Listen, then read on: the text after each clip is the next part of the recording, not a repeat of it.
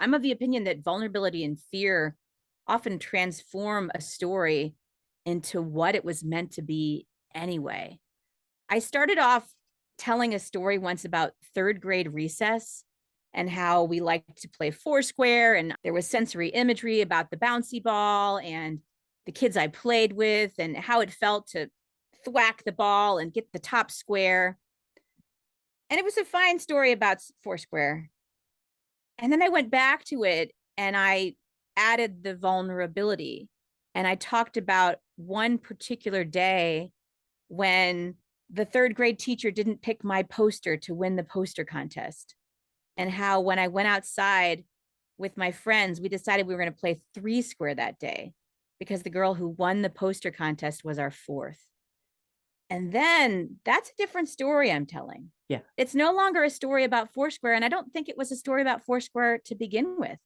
It was a story about the competitive nature that I brought to things. It was a story about how girls wound one another. It became a very different story. So often when the vulnerability shows up or when the fear shows up, we try to write around it to make sure we don't say that one thing, the unsayable thing.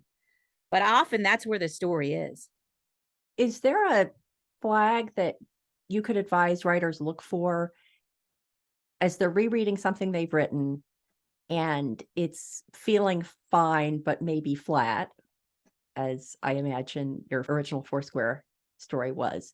Should writers be looking for opportunities to tap into the fear, even if they're not feeling it on the surface? That's a good question. I've heard of so many different ways that people revise. I've heard people will read a paragraph and they'll be like, it's great, it's terrible, and you have to choose. This is good or bad. And that you could be a ruthless reviser with your own work.